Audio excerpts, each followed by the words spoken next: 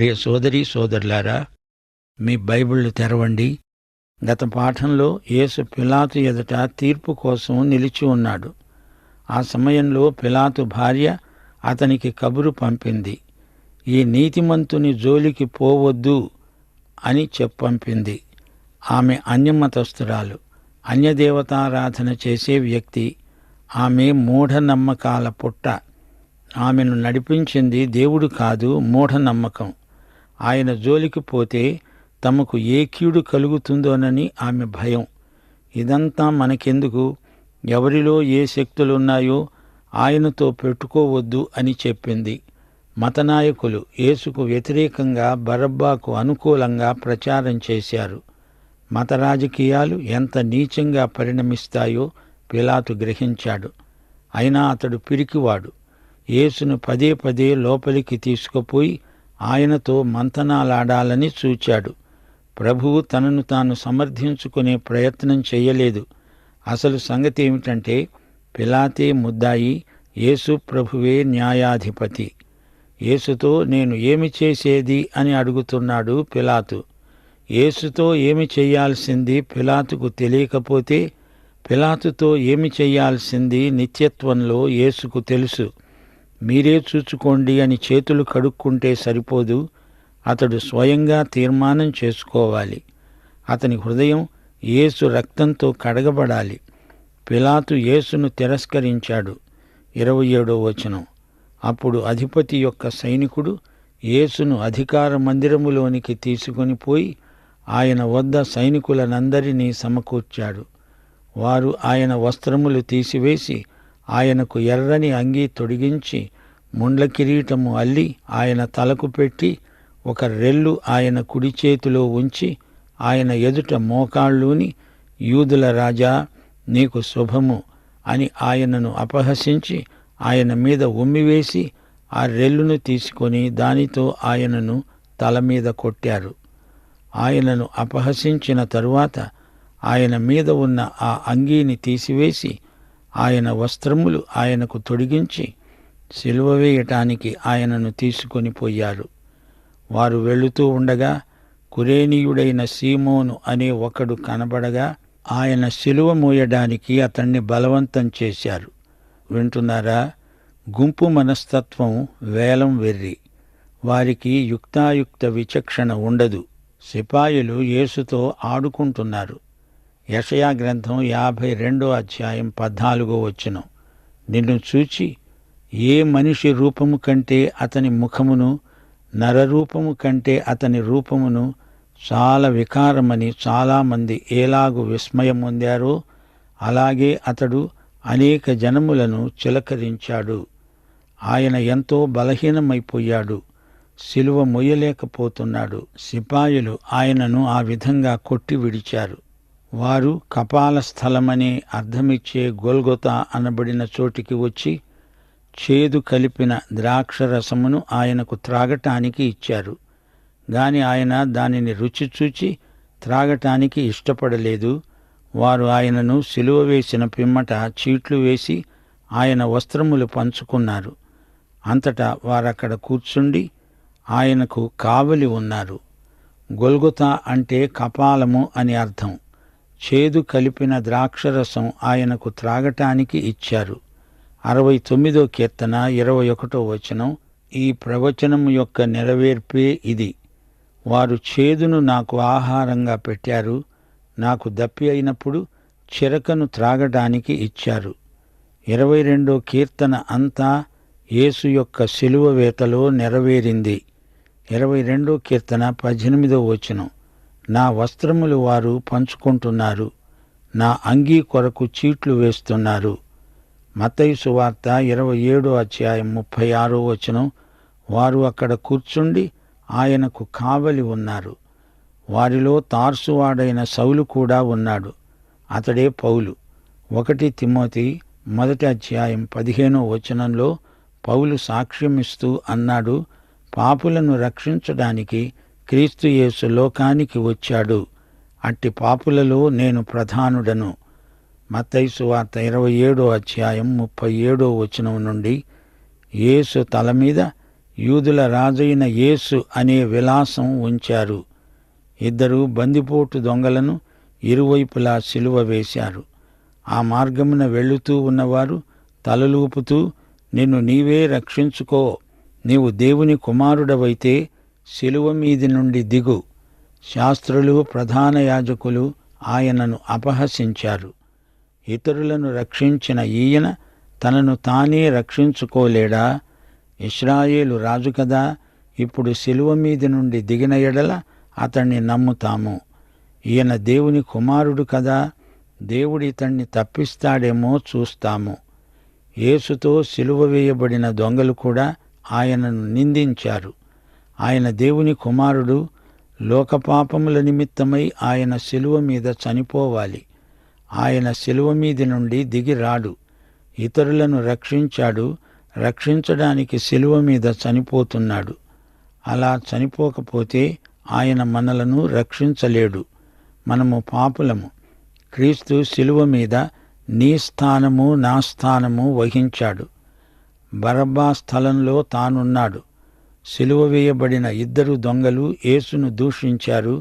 అయితే ఆ 2 దొంగలలో ఒకడు పశ్చాత్తప్తుడై ప్రభువును అంగీకరించి అదే రోజు ప్రభువుతో పరదైసుకు వెళ్ళాడు. మత్తయి సువార్త 27వ అధ్యాయం 45వ వచనం నుండి. మధ్యాహ్నము మొదలుకొని 3 గంటల వరకు ఆ దేశమంతటా చీకటి కమ్మింది. 3 గంటలప్పుడు యేసు బిగ్గరగా కేక వేస్తూ అన్నాడు, నా దేవా, నా దేవా, నన్నెందుకు చెయ్యి విడిచావు? యేసు మరల బిగ్గరగా కేకవేసి ప్రాణము విడిచాడు. అప్పుడు దేవాలయపు తెర పైనుండి క్రింది వరకు 2గా చినిగింది. భూమి వణికింది. బండలు బద్దలయ్యాయి. సమాధులు తెరువబడ్డాయి. నిద్రించిన అనేక మంది పరిశుద్ధుల శరీరములు లేచాయి. భూకంపం కలిగింది. శతాధిపతి, అతనితో ఉన్నవారు అది చూచి భయపడి చెప్పుకున్నారు, ఈయన నిజముగా దేవుని కుమారుడు. అనేక మంది స్త్రీలు దూరము నుండి ఇదంతా చూస్తున్నారు. 3 గంటలు యేసు శిలువ మీద ఉన్నాడు. అనగా అది ఉదయం 9 గంటల సమయం. మధ్యాహ్నం 12 గంటలకు వారు ఆయనను చిత్రవధ చేసి ముగించారు. ఆ తరువాత లోకమంతటా చీకటి కమ్మింది. అప్పుడు ప్రభు 22వ కీర్తనను ఉదహరించాడు.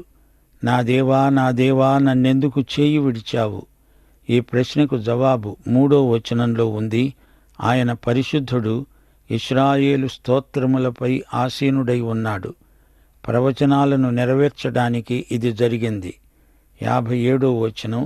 అరిమతయి యోసేపు యేసు శిష్యుడు. అతడు ధనవంతుడు. పిలాతును అడిగి యేసు దేహమును తీసుకువెళ్లడానికి అనుమతి పొందాడు. యేసు భౌతిక కాయమును తన కోసం తొలిపించుకున్న కొత్త సమాధిలో ఉంచాడు. సమాధి ద్వారం మీదికి పెద్ద రాయి పొర్లించి వెళ్ళిపోయాడు. మరునాడు ప్రధాన యాజకులు, పరిసయ్యులు పిలాతు వద్దకు కూడి వచ్చారు. అన్నారు, అయ్యా, ఆ వంచకుడు 3వ రోజున లేస్తాను అన్నాడు గనుక 3వ రోజు వరకు సమాధిని భద్రం చేయించండి. లేకపోతే ఆయన శిష్యులు ఆయన శరీరాన్ని ఎత్తుకుపోయి ఆయన మృతులలో నుండి లేచాడని ప్రచారం చేస్తారు. పిలాతు అనుమతి మేరకు వారు వెళ్ళి కావలి వారిని తమతో ఉంచుకొని రాతికి ముద్ర వేసి సమాధిని భద్రపరిచారు. అరిమతయ్య యోసేపు యేసు శిష్యుడు, కాని రహస్య శిష్యుడు. ఆ సమయంలో నికోదేము కూడా యోసేపుతో చేరాడు. ఈ సంగతి యోహాను సువార్తలో చెప్పబడింది. యేసును రాతిలో తొలిపించిన సమాధిలో ఉంచారు. సమాధి మీద ప్రభుత్వం ముద్ర వేసింది. అక్కడ రాజభటులు కావలి ఉన్నారు. ప్రియ శ్రోతలు వింటున్నారా? యేసు తాను 3వ రోజున లేస్తానని చెప్పినట్లే లేచాడు. వారు సమాధిని మూసివేసి ముద్ర వేశారు. అది యేసు పునరుత్థానానికి ఆటంకం కాదు. సరే, ఇప్పుడు మనం 28వ అధ్యాయానికి వచ్చాము. ఇదే చివరి అధ్యాయం. విశ్రాంతి దినము గడిచిపోయిన తరువాత ఆదివారమున తెల్లవారుతూ ఉండగా మగ్దలేనే మరియా, వేరొక మరియా సమాధిని చూడడానికి వచ్చారు. ఇదిగో ప్రభువు దూత పరలోకము నుండి దిగివచ్చి రాయి పొర్లించి దానిమీద కూర్చున్నాడు. అప్పుడు మహాభూకంపము కలిగింది. ఆ దూత స్వరూపము మెరుపు వలె ఉంది. అతని వస్త్రము హిమమంత తెల్లగా ఉంది. అతనికి భయపడడం వలన కావలివారు వణికి చచ్చిన వారి వలె ఉన్నారు. దూత ఆ స్త్రీలను చూచి, మీరు భయపడకండి, సిలువ వేయబడిన యేసును వెతుకుతున్నారని నాకు తెలుసు. ఆయన ఇక్కడ లేడు, తాను చెప్పినట్లే ఆయన లేచి ఉన్నాడు, రండి. ప్రభువు పండుకొనిన స్థలము చూచి త్వరగా వెళ్ళి ఆయన మృతులలో నుండి లేచి ఉన్నాడని ఆయన శిష్యులకు తెలియచేయండి. ఇదిగో, ఆయన గలిలయలోనికి మీకు ముందుగా వెడుతున్నాడు. అక్కడ మీరు ఆయనను చూస్తారు. ఇదిగో మీకు చెప్పాను అన్నాడు. వారు భయముతో మహానందముతో సమాధి వద్ద నుండి త్వరగా వెళ్ళి ఆయన శిష్యులకు ఆ వర్తమానము తెలపడానికి పరిగెత్తుతూ ఉండగా యేసు వారికి ఎదురుగా వచ్చి, మీకు శుభము అని చెప్పాడు. వారు ఆయన వద్దకు వచ్చి ఆయన పాదములు పట్టుకొని ఆయనకు మ్రొక్కగా యేసు అన్నాడు, భయపడకండి, మీరు వెళ్ళి నా సహోదరులు గలిలయకు వెళ్ళాలని, వారక్కడ నన్ను చూస్తారని వారికి తెలపండి. ప్రియ విశ్వాసి, వింటున్నారా? సువార్త 2 సత్యములపై ఆధారపడి ఉంది. 1 యేసు మరణం, 2 ఆయన పునరుత్థానం.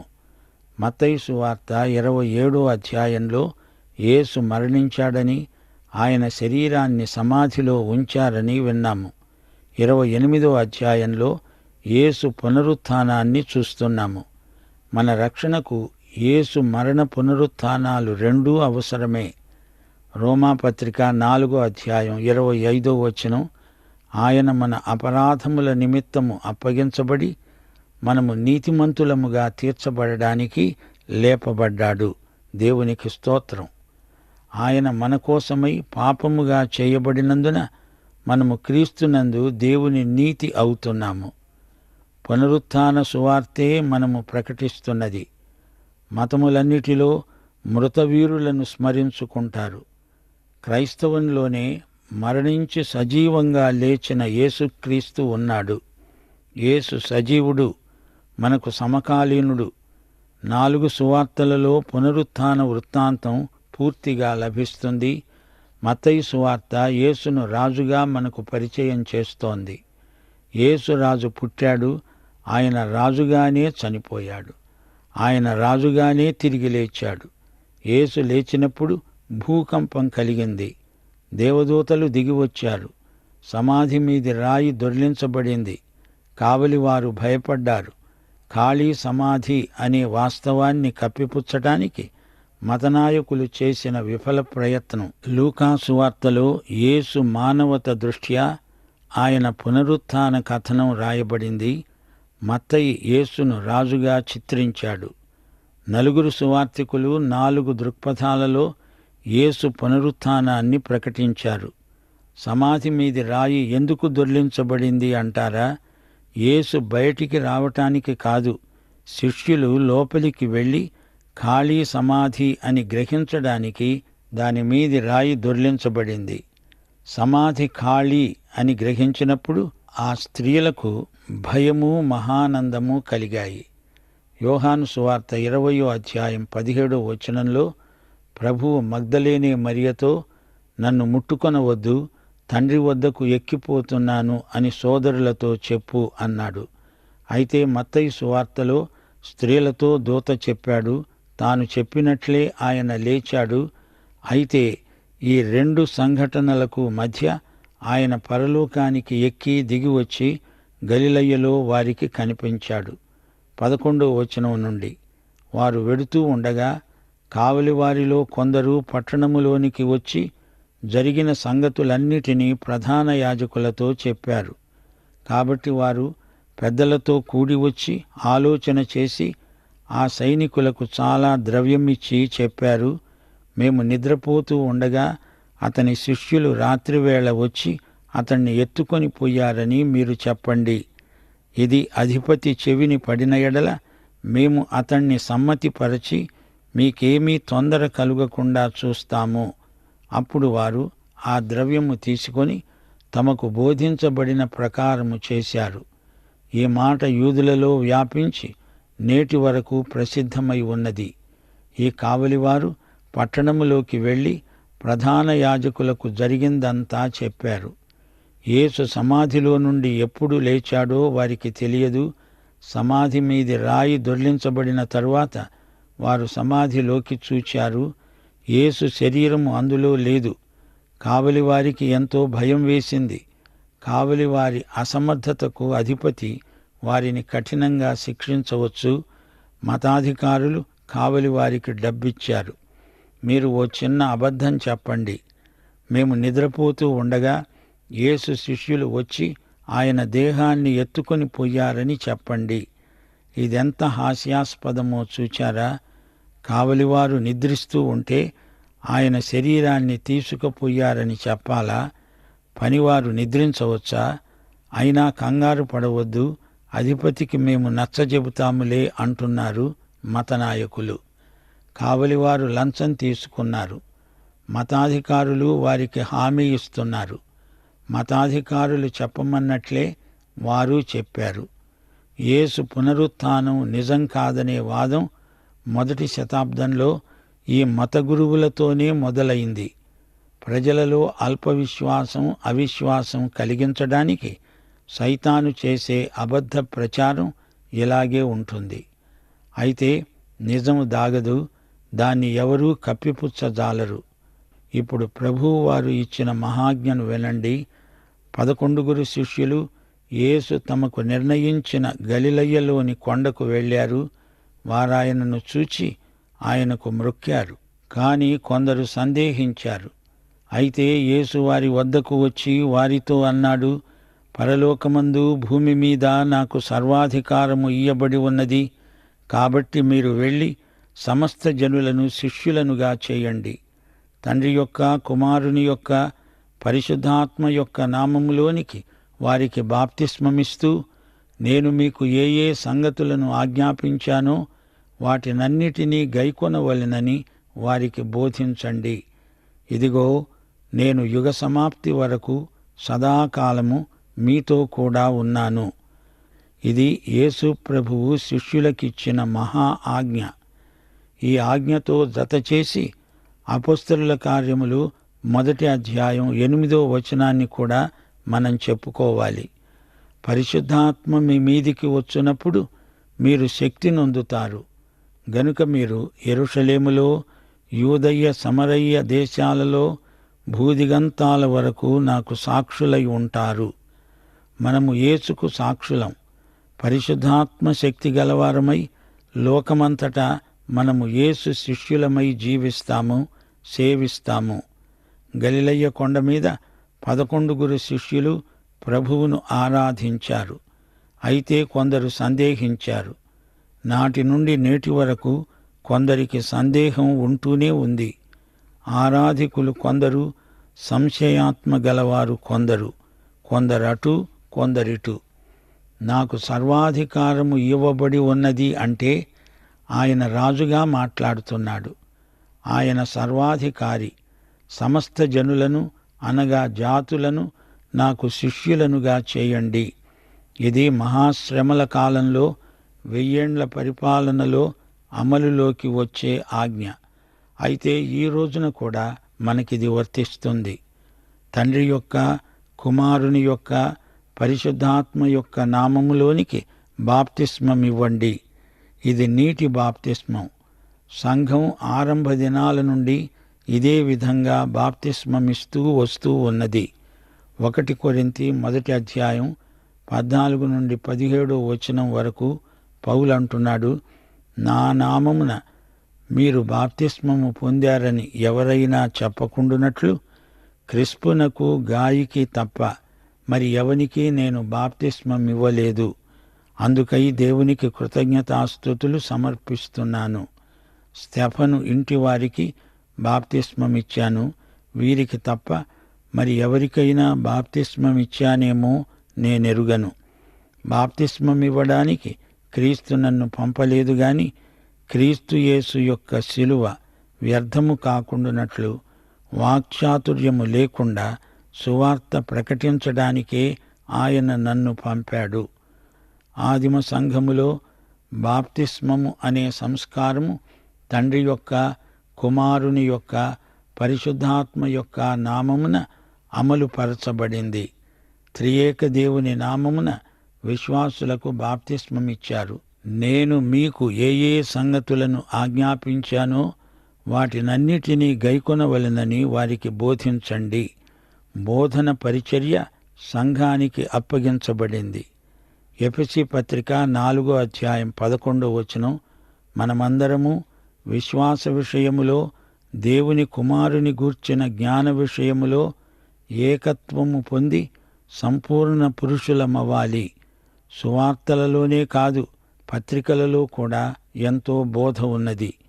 1 తెస్సలోని పత్రిక 4:2 మీరు ఏలాగు నడుచుకొని దేవుణ్ణి సంతోషపరచాలో మా వలన నేర్చుకొన్న ప్రకారముగా మీరు నడుచుకుంటున్నారు. మత్తయి సువార్త ముగింపులో ప్రభువు ఇచ్చిన హామీ ప్రకటించబడింది. ఇదిగో, యుగ సమాప్తి వరకు సదాకాలము మీతో ఉన్నాను. ఆమేన్. ఈ భూమి మీద దేవుని రాజ్యము స్థాపించబడునుగాక. సంఘము ఎత్తబడి ఆయనతో సదాకాలము ఉండిపోతుంది. యేసు రాజులకు రాజుగా, ప్రభువులకు ప్రభువుగా త్వరలో రాబోతున్నాడు. ఆయనకే మహిమా ప్రభావములు యుగయుగములకు చెల్లునుగాక. మత్తయి సువార్త ఇంతటితో ముగిసింది. ప్రభు అయిన యేసుక్రీస్తు వారి దివ్యకృప, తండ్రి అయిన దేవుని పరమ ప్రేమ, పరిశుద్ధాత్మ యొక్క అన్యోన్య సహవాసము మనకందరికీ సదాకాలము తోడై ఉండునుగాక. ఆమేన్.